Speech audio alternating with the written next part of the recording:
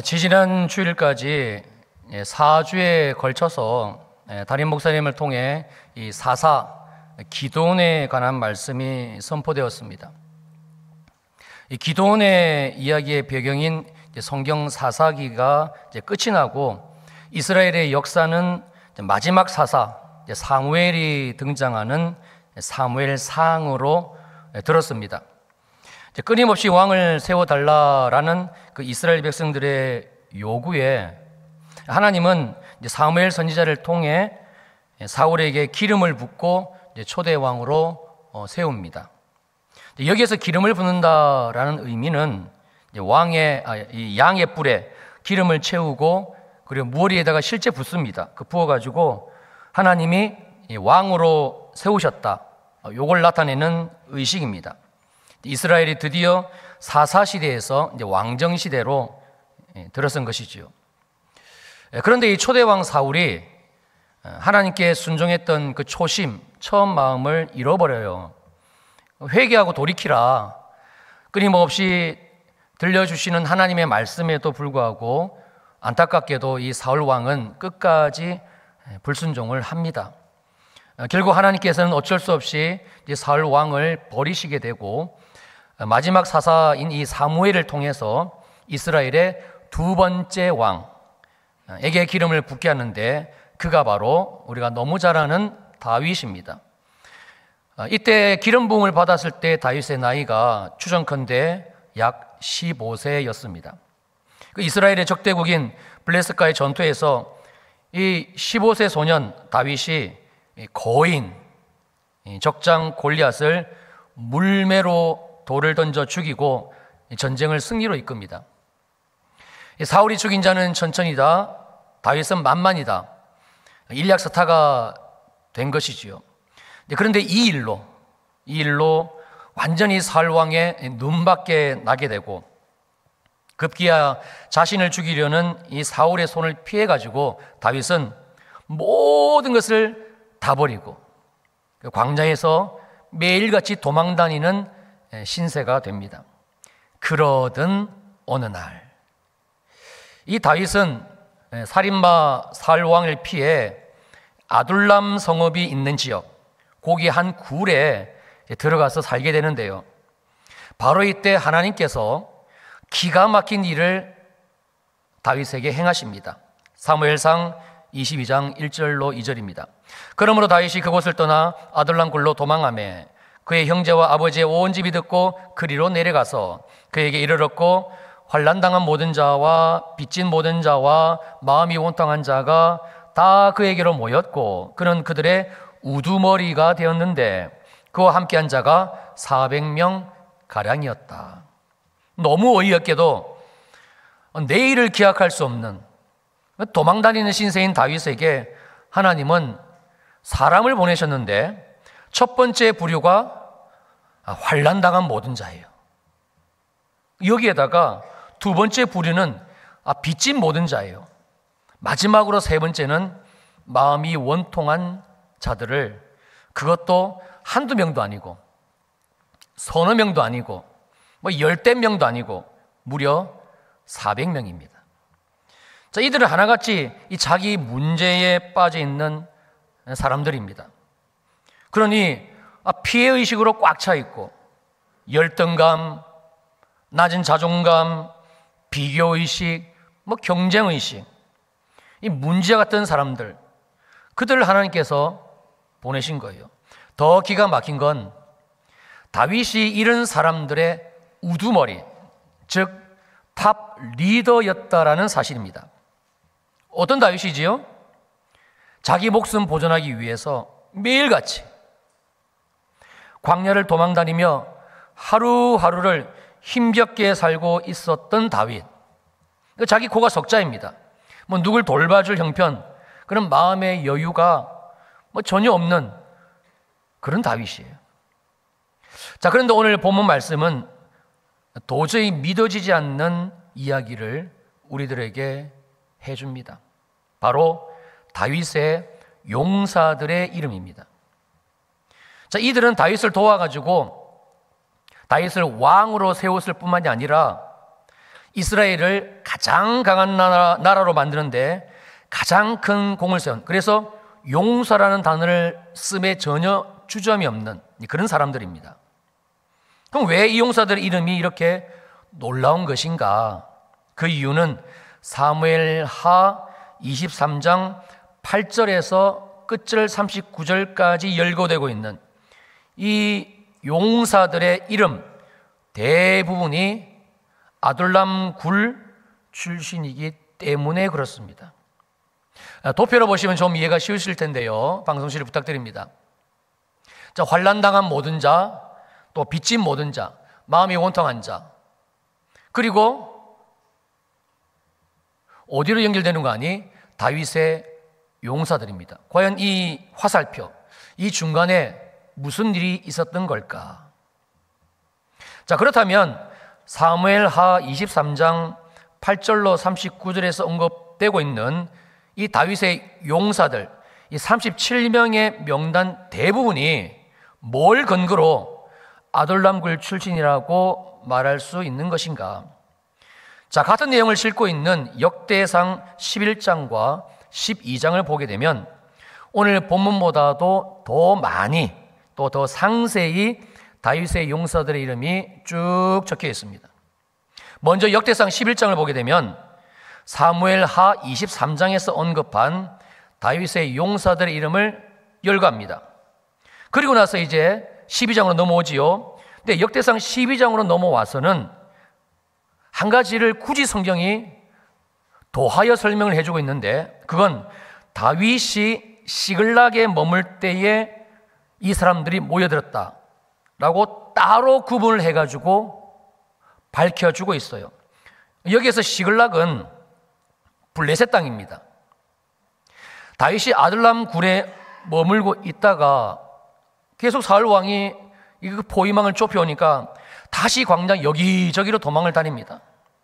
도망 다니다 어쩔 수 없이 다윗이 선택한 곳은 적국인 블레셋 땅입니다. 그 블레셋 땅까지 피해갈 수밖에 없었어요. 그래서 블레셋 땅으로 피해 들어가서 다윗이 함께한 사람들과 정착한 곳이 시글락입니다.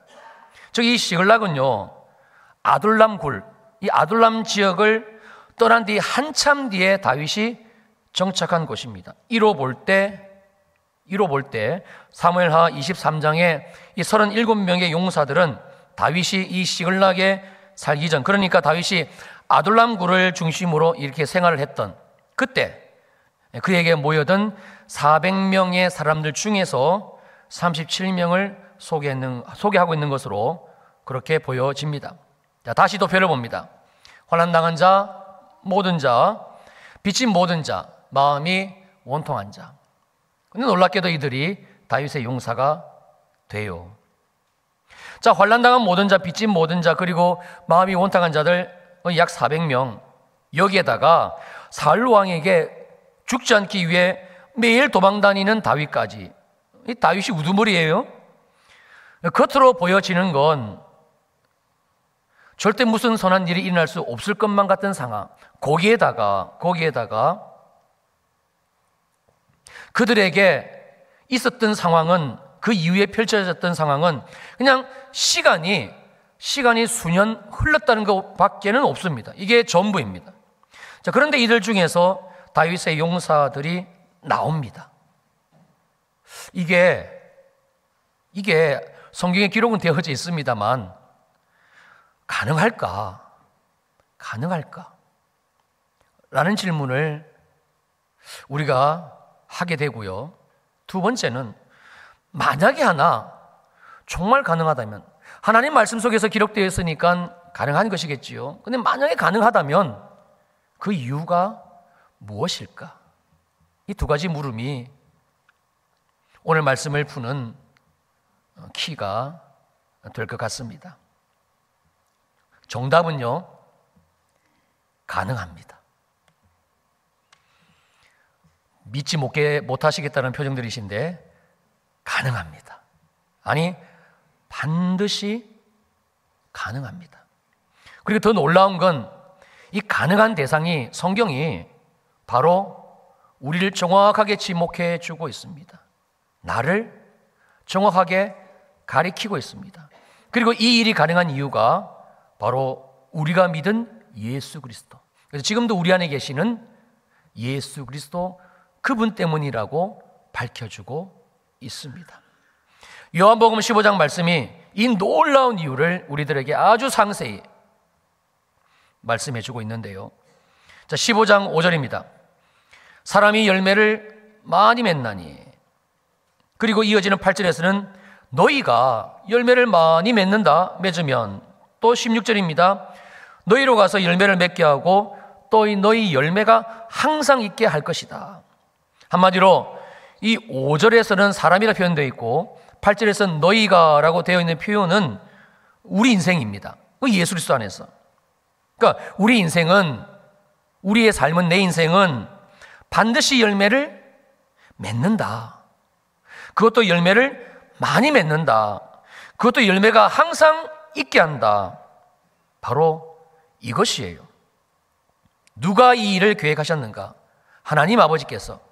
누가 이 일을 완성하셨는가? 우리 주 예수 그리스도께서.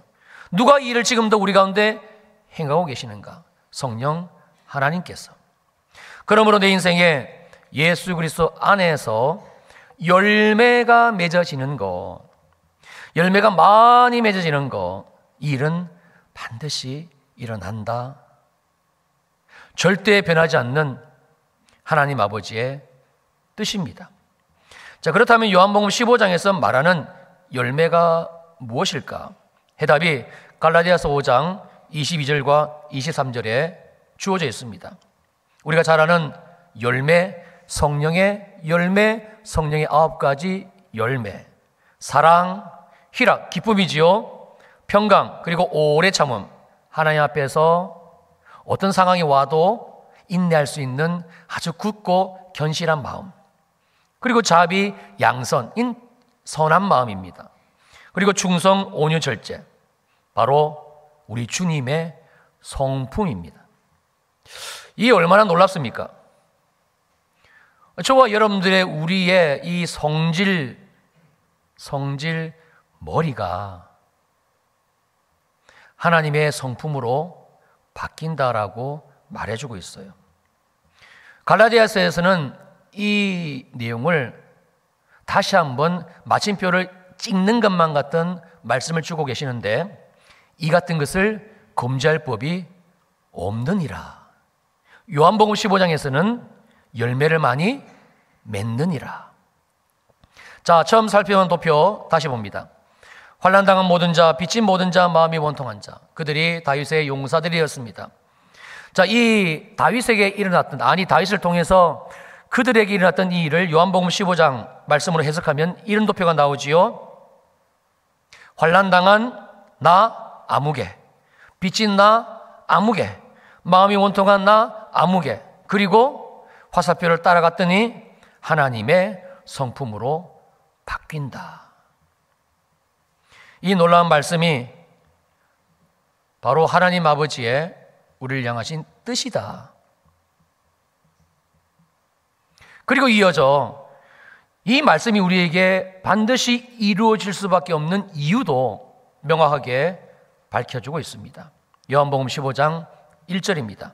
나는 참 포도나무요 내 아버지는 농부라. 무려 2가지입니다. 첫째, 예수님이 참 포도나무이시기 때문입니다. 여기서 참 포도, 이 의미는 극상품의 포도, 최고의 포도, 빛깔, 당도, 맛, 이게 세상에는 존재하지 않는, 다른 포도와는 비교할 수 없는 그런 포도라는 의미이고요. 그러므로 이 예수님은 이 세상에 존재하지 않는 유일무이하게 참 포도를 맺으시는 단 하나의 참 포도 나무이시다라는 말씀입니다. 이 말씀은 곧 우리 주 예수님은 참 포도를 반드시 맺는 참 포도나무 종자씨이다라는 의미예요. 이 참 포도나무 종자씨를 심으면 심는 족족 참 포도나무가 반드시 맺어진다. 이 참 포도나무가 바로 우리 주 예수 그리스도이시다. 왜 우리가 시간과 돈과 사람을 투자해서 이 종자씨를 계속 개발합니까? 이 좋은 열매, 풍성한 열매, 이 농사의 결과는 어떤 종자씨를 씨앗을 심느냐에 따라서 완전히 그 결과가 달라지기 때문에 그렇습니다. 우리 주 예수 그리스도, 그분은 반드시 이 참 포도를 맺는 종자씨, 참 포도나무이십니다. 그러면 예수를 믿는 우리, 나는 누구인가? 요한복음 15장 5절입니다. 나는 참 포도나무요. 그리고 우리에게 이렇게 말씀하십니다. 너희는 가지라. 그러니 예수를 믿는 내 인생에, 우리 인생의 삶에 이 참 포도 열매는 반드시 맺어지는 겁니다. 그것도 많이, 그것도 풍성하게 맺어진다. 우리가 오늘 말씀을 통해서 명확하게 볼 수 있어야 됩니다. 사랑하는 우리 성도님들, 우리는요, 이 종자씨가 아닙니다. 내 자신을 바라보면, 내 형편과 처지를 보면 내 삶에 정말 이 참포도 열매가 맺어질까? 성령의 9가지 열매 귀에 딱정이가 않도록 많이 들었는데 정말 이 열매가 내 삶에 맺어질까? 맺어지지 않을 것처럼 보입니다. 여기에다가 이 세상은요 자꾸 강요합니다. 뭘 강요하느냐? 너 자신을 보라라고 자꾸 강요합니다. 지금 너의 삶이 이런 거는, 지금 너의 형편이 이런 거는 바로 너 때문이야. 너가 이유야. 너 책임이야. 너가 종자씨야. 내가 이런 것 저런 것 없기 때문이야. 거기에다 한 가지 더, 너가 그런 거는 노력을 안 해서 그런 거야. 거짓입니다. 예수 믿는 나에게 반드시 열매가 많이 맺어질 수밖에 없는 또 하나의 아주 중요한 이유가 있습니다. 15장 1절입니다. 나는 참 포도나무야. 그리고 더 놀라운 소식을 성경은 이렇게 전해줍니다. 내 아버지는 농부이시다. 내 아버지, 즉 예수 그리스도의 아버지, 바로 우리 하나님 아버지. 이 전능하신 창조주 하나님이 놀랍게도 참 포도나무를 직접 농사 지으시는 농부라는 사실입니다. 세상에 많은 농부들 중에서 조금 나은 농부, 실력이 조금 있는 농부, 그런 의미가 아니지요. 비교 불가급의 농부이십니다. 이 농부이신 우리 하나님 아버지는요, 단 한 번도 이 농사 짓는데 실수나 실패해 보신 적이 없습니다. 이 농부이신 우리 하나님은 심지어 권능으로 충만한 농부이십니다. 능력이 뛰어난 분이십니다. 심지어 이 농부이신 하나님은 신실하시고 성실하신 농부이신데 얼마나 우리 하나님 이 농부이신 아버지가 성실하시냐면 지금까지 단 한 번도 졸지도 않아야 하시고 주무시지도 않으셨습니다. 그냥 끊임없이 계속해서 이 농사를 책임지시고 지으셨습니다. 무슨 말입니까?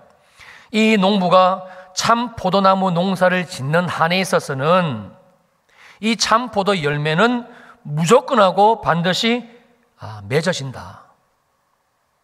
그것도 많이 풍성하게 맺어진다. 실패할 확률은 없다.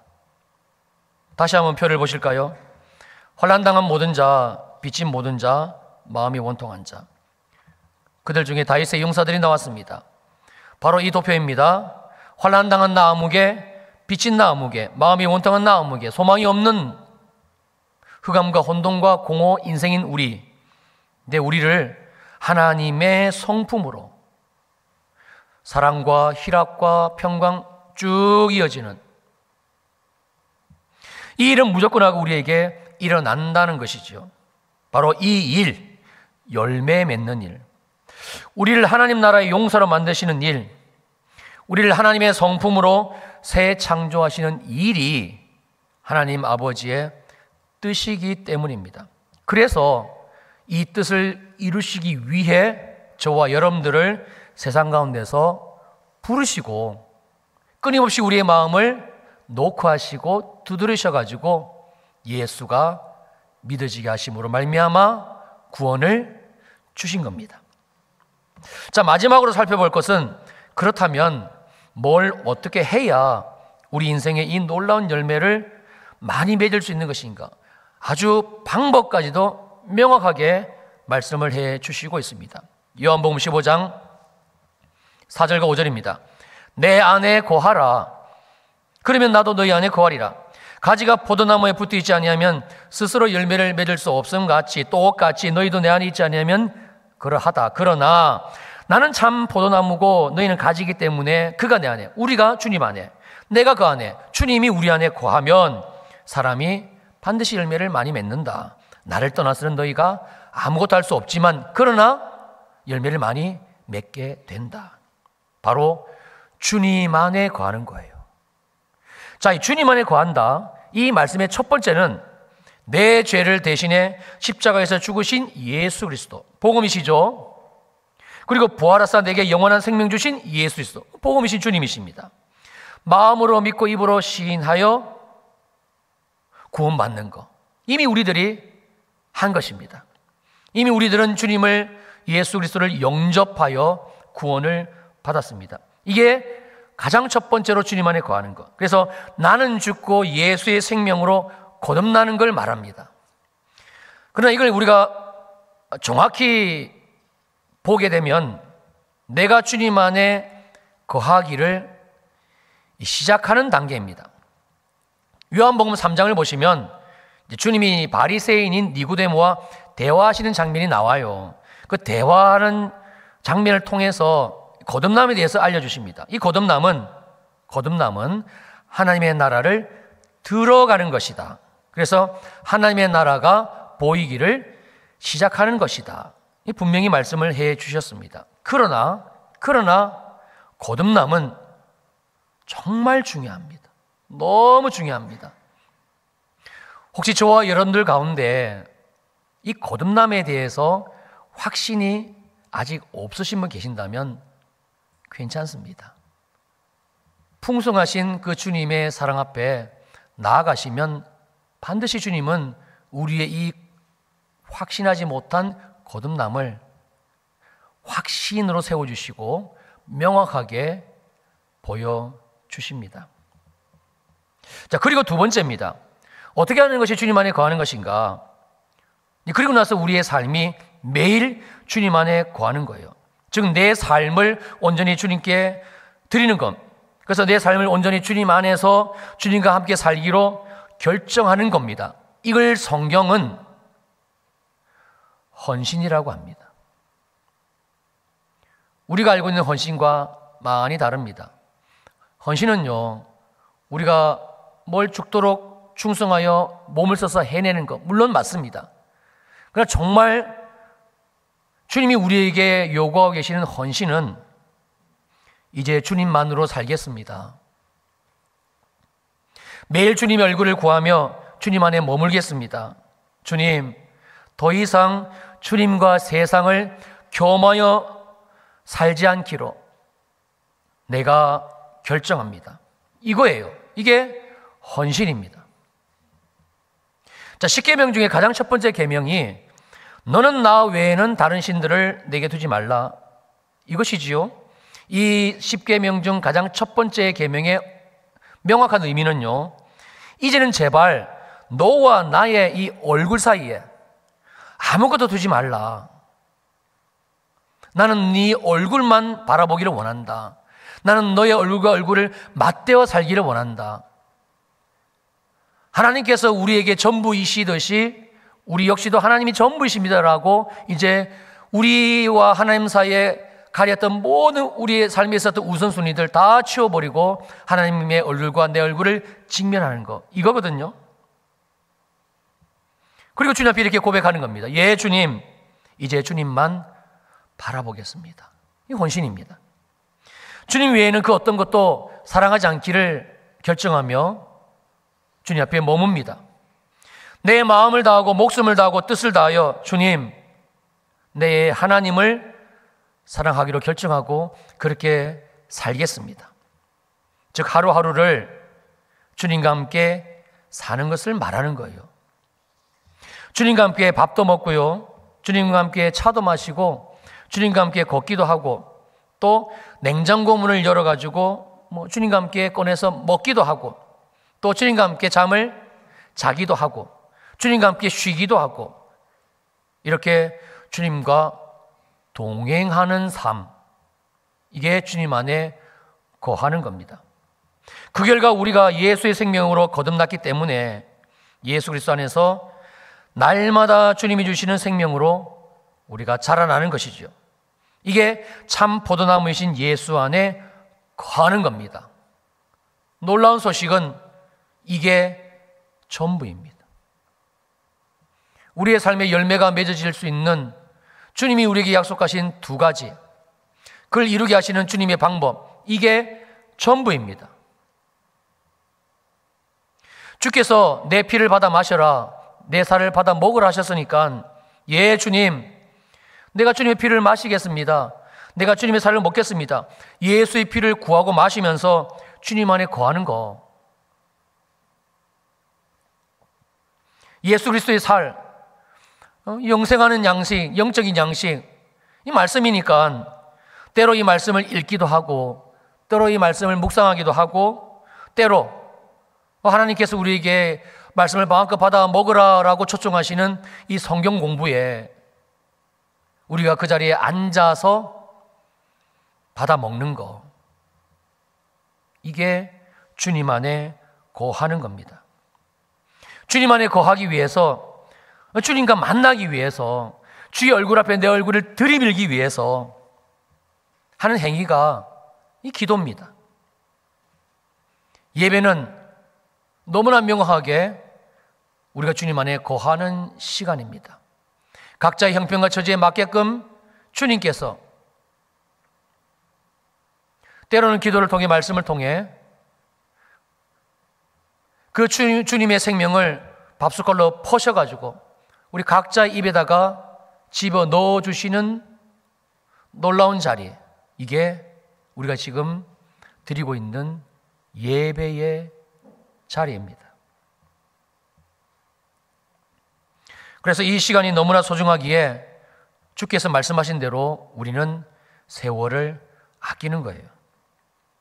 하나님이 내게 주신 가장 큰 자산이 시간이기에, 생명이기에 우리는 시간을 아끼고 그리고 소중히 여기면서, 그래서 정말 주님이 내게 주시기를 원하시는 그 중요한 시간에다가 내 시간을 투자를 하는 겁니다. 미국 속담에 이런 속담이 있다고 그래요. 바쁘게 사는 건 마치 머리 없는 닭처럼 사는 것이다. 혹시 어릴 때 이런 장면을 보신 분도 계실 수 있을 것이고, 못 보셨다면 유튜브 들어가시면 보실 수가 있습니다. 공짜입니다. 저는 이 머리 없는 닭을 봤어요. 어릴 때 제가 할아버지 할머니 손에 컸거든요. 닭을 키우셨어요. 어느 날 닭을 잡으시는데 그만 놓쳐버렸어요. 그러니까 이 머리 없는 닭이 온 사방팔방을 미친 것처럼 뛰어다니더라고요. 막 피를 뿌리면서. 바쁘게 사는 건 마치 머리 없는 닭처럼 사는 것이다. 미국 속담이라고 하지만 주께서 우리에게 주신 말씀과 어쩜 이렇게 잘 연결이 되고 매치가 되는지 모르겠습니다. 그래서 우리의 시간을 아끼는 겁니다. 하나님이 우리에게 오늘도 주시기를 원하시는 그 영원한 생명, 사랑, 생각만 해도 흐뭇하잖아요. 기쁨, 그리고 평강. 그 하나님의 밥숟갈로, 큰 숟갈로 뜨셔가지고 우리 모두에게 지금 먹여주고 계시니 우리가 시간을 아껴서 이 시간 주께 나와 예배드리고, 또 조금 전에 제가 언급한 그런 상황들 속에서 우리가 주님 안에 머무는 것이지요. 자, 끝으로 다시 한번 표를 보겠습니다. 환난당한 모든 자, 빚진 모든 자, 마음이 원통한 자, 그들을 이끌었을 것은 다윗입니다. 다윗은 오실 예수 그리스도의 예표적인 인물이에요. 흠도 많지만, 근데 그런 다윗임에도 불구하고 하나님께서는 그들을 다윗의 용사들로 놀랍게 세워가셨어요. 그러면 오늘 우리에게 요한복음 15장 말씀을 통해서 주신 그 다음 도표, 환난당한 나 아무개, 빚진 나 아무개, 마음이 원통한 나 아무개, 여전히 내가 종자씨인 줄 알고 내가 내 인생의 주인되어 혹 헤매고 있는 저와 여러분들일 수도 있고요. 근데 주님이 말씀하시는 것은 그런 우리들에게 우리 안에 계신 예수 그리스도로 말미암아 반드시 하나님께서는 열매를 맺게 하신다, 열매를 많이 맺게 하신다, 그 열매를 우리에게 먹게 하신다, 그 열매로 말미암아 우리의 삶이 변화되어지게 하신다, 그 열매로 말미암아 우리의 삶의 본질이 달라지게 하신다, 하나님의 성품으로 바꾸신다는 거예요.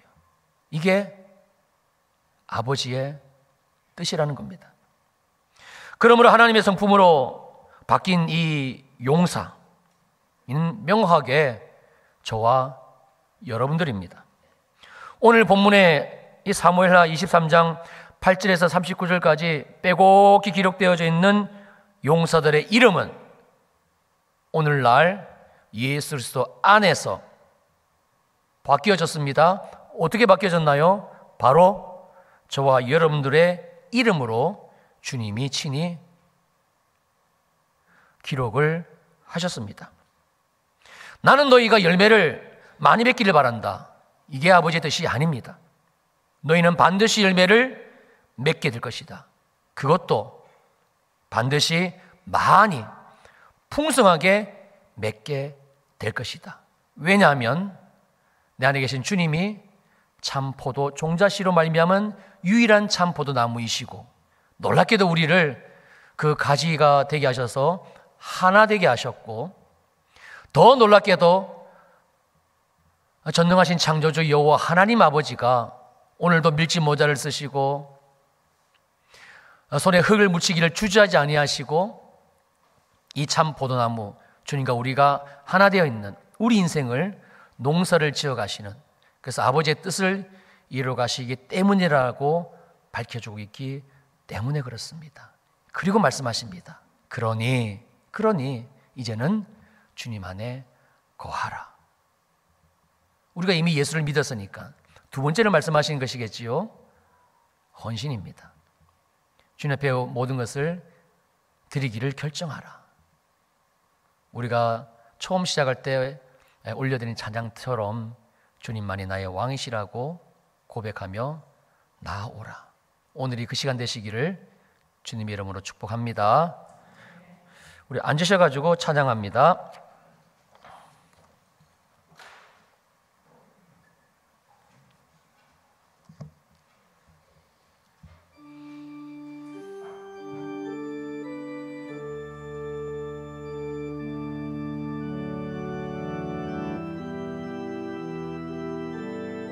주님만이 왕이십니다.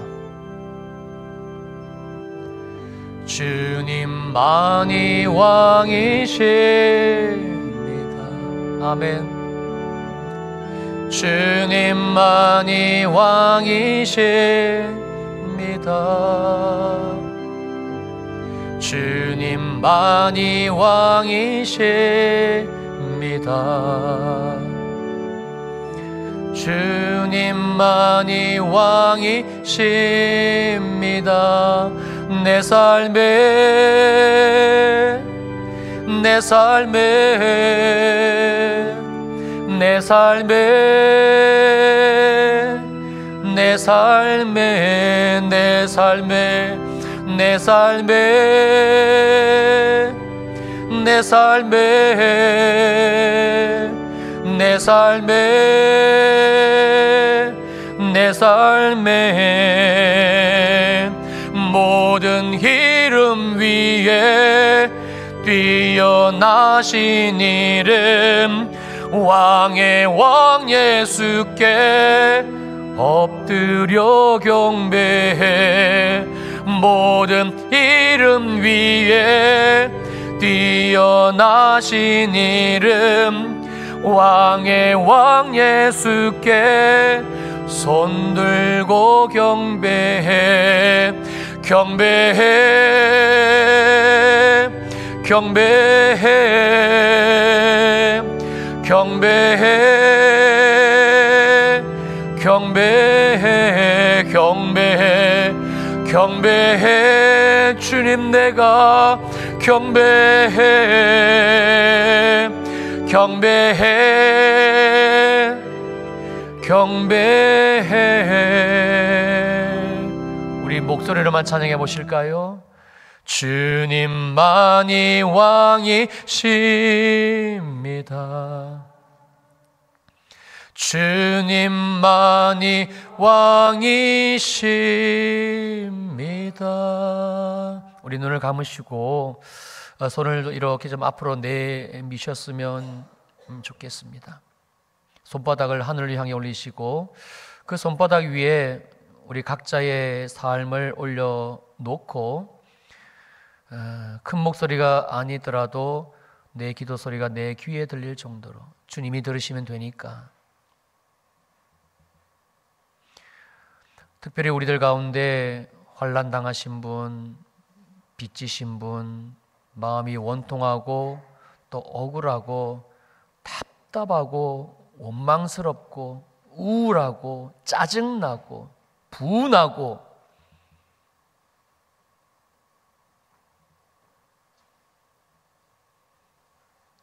바로 우리를 위해 만왕의 왕 만주가 되시는 예수 그리스도 주님께서 친히 왕이 되어주셨습니다. 그분은 십자가에서 생명을 내어놓으시기까지 우리를 사랑하시는 왕이십니다. 당신의 그 진액, 그 피, 그 살, 오늘도 주님만이 왕이십니다 고백하는 우리들에게 마시게 하시는 왕이시고요, 그 영원한 생명 사랑의 떡으로 기쁨과 평강의 그 살점들로 우리를 먹이시는 왕이십니다.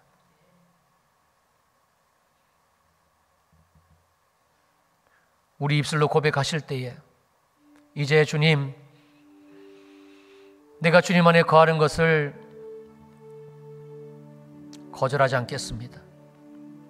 주님의 얼굴만을 구하며 또 힘들고 어려울 때마다, 넘어질 때마다 그 자리에서 오직 나의 유일하신 왕 되신, 오직 내게 놀라우신 일을 행하신 나의 주님께 손을 높이 들며 나는 아무것도 할 수 없습니다 주님, 그러나 주님은 하십니다.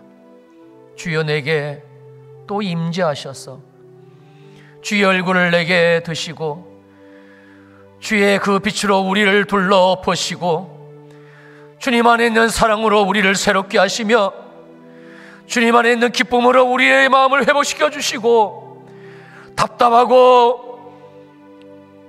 억울한 우리의 마음 가운데 주의 평안으로 바뀌어주시는 놀라운 열매를 맺어 주시옵소서. 너희는 열매를 많이 맺을 것이라, 너희는 열매를 많이 맺을 것이라.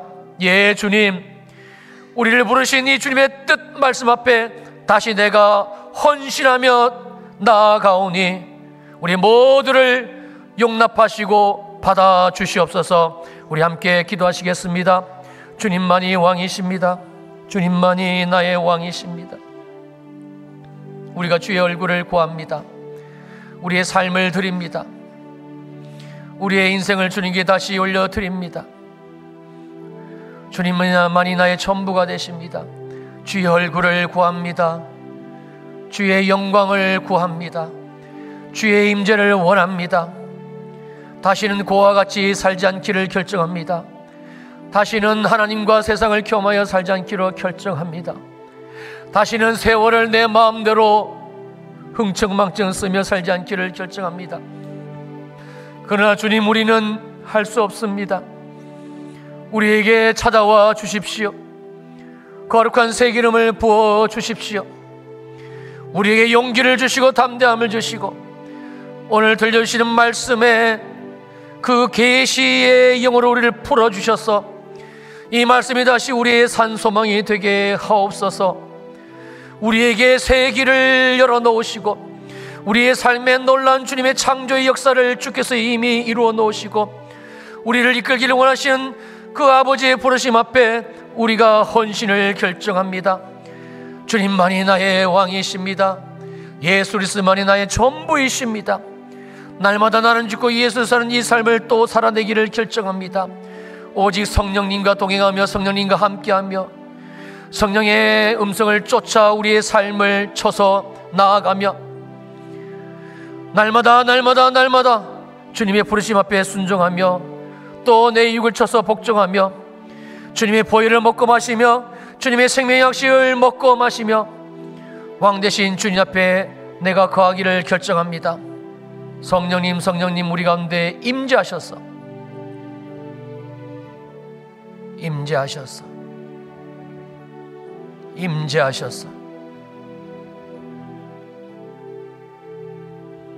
내 안에 이 열매를 보게 하옵소서.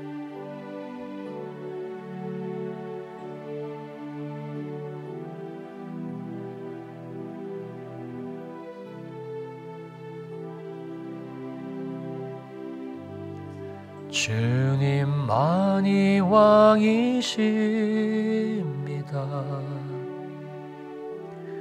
주님만이 왕이십니다. 내 삶에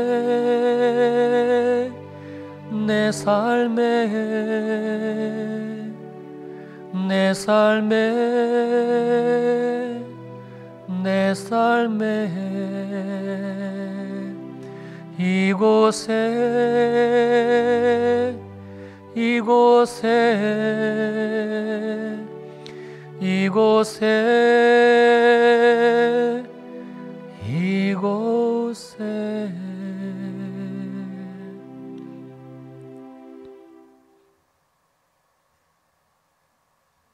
뜻이 하늘에서 이루어진 것 같이 오늘도 우리에게 이루게 하신 주님을 찬양합니다. 우리의 눈을 열어주시고 우리의 삶에 놀라운 일을 행하신 그 주의 말씀을 보게 하셨습니다. 누가 뭐래도 나는 예수 그리스도 안에서 예수 믿고 구원받고 제사함 받고 새 생명 얻은 하나님의 자녀입니다. 주의 성령께서 내 눈을 열어주셔서 내가 거듭난 것, 하나님의 나라를 들어갔으며 하나님의 나라를 보기를 시작하게 하셨습니다. 우리 안에 있는 모든 의심의 가라지들을 성령에 불러 태워주셨고 시마다 때마다 임하시는 주의 성령께서 이 거듭남의 확신을 더해 가실 것을 믿음으로 고백합니다. 주여 우리를 받아 주옵소서. 우리의 삶을 드립니다. 헌신합니다. 이제 다시는 하나님과 재물을 겸하여 섬기지 않겠습니다. 하나님과 세상을 겸하여 섬기지 않겠습니다. 다시 내가 주인 되어 살았던 그 처절한 인생 가운데로 돌아가지 않기를 결정합니다. 우리의 삶에 환난이 있고 우리의 삶에 빚이 있고 우리의 삶에 억울하고 분통하고 눌림이 있다는 것, 나를 부르신 아버지의 음성이고 이 모든 것 가운데서 나를 진짜 구원하시고 정말 구원하시고 세상에 줄 수 없는 예수 그리스도의 사랑으로 우리를 먹이시는 열매 맺게 하시는 아버지의 뜻입니다. 우리의 헌신을 받아 주옵소서. 성령님 우리 가운데 임재하옵소서. 우리가 주님 앞에 거합니다. 내가 예수 그리스도 안에 거합니다. 약속하신 대로 우리 안에 오시옵소서. 더 충만하게 주님의 영, 사랑의 영, 기쁨의 영, 평강의 영, 이제는 우리의 삶의 어떤 환난 가운데서도 회피하고 주저앉고 넋놓고 있는 자가 아니라 오래 참음의 열매를 주께서 맺어주시는 것을 기대와 소망하며 성령님 의지하며 굳건히 서는 우리의 삶이 되게 하시고 마침내 내 안에 놀랍게 맺어주시는 자비와 양선과 온유와 충성과 절제, 나의 반석이신 주님을 알아보는 이 놀라운 열매들, 나의 공급자여 내 필요를 시마다 때마다 하늘에서 공급해 주시는 하늘에 계신, 그러나 지금 이 땅에서 나와 여전히 함께 하시는 내 아버지, 마음껏 받아 먹으며 풍성히 열매 맺어 받아 먹으며 특별히 우리 가정교회, 우리 자녀들, 남편, 아내, 그들에게 이 예수의 열매를 나누어 주는 우리가 되게 하옵소서. 휘어져 낯을 기다리는 세상을 보게 하시고 아우성치는 저 영혼들, 우리 직장에 있는 영혼들, 우리 가까이 있는 그 영혼들, 옥기의 사역을 통해 주님이 보내시는 그 불쌍한 어르신들, 영혼들, 하나님은 당신을 사랑하십니다. 예수님은 당신을 사랑하십니다. 나도 예수 믿기 이전에 당신처럼 가난했고 헐벗었고 굶주렸고 아팠고 곤고했고 눈물이 베개를 적셨습니다. 그러나 이제 주님이 내 안에서 사랑의 열매를, 기쁨의 열매를, 평강의 열매를 맺어 주셨습니다. 예수 그리스도를 마음으로 믿고 입으로 시인하여 주께 당신의 삶을 드리면 당신의 삶에도 이 놀라운 열매가 반드시 맺어질 것입니다. 이 사랑의 통로, 이 열매를 나누어주는 자, 특별히 이 자리에 있는 우리 자녀들, 다음 세대들, 우리 가정에 있는 자녀들, 다음 세대들, 동시간대 예배드리고 있는 유치부, 주일학교, 중고등부, 청년부, 우리의 다음 세대들, 이 놀라운 예수 열매 세대 되게 하시고 땅끝 열방까지 이 열매를, 풍성한 열매를 나누어주는 아름답고 복된 발들의 인생이 되게 하여 주시옵소서. 이 마음을 가지고 주님께 귀한 예물을 올려드립니다.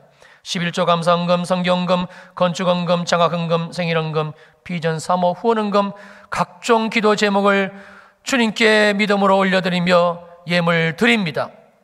기뻐 받아주시고 연락하여 주시고 이 시간 종이 간절히 복을 비옵나니 하늘의 것, 땅의 것, 기름진 것, 풍성한 것, 내 영혼이 잘되고 범사가 잘되고 형통한 아버지께서 약속하신 그 열매대로 풍성한 삶이 되게 하여 주시옵소서.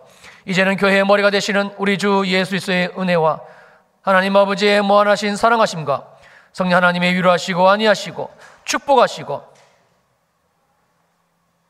나는 포도나무라 너희는 가지라 영원히 나와 함께 하시겠다고 약속하신 이 말씀을 붙들고 돌아가는 모든 주일 2부 예배 성도들 머리 위에 영원히 함께 하시기를 간절히 축원하옵나이다. 아멘.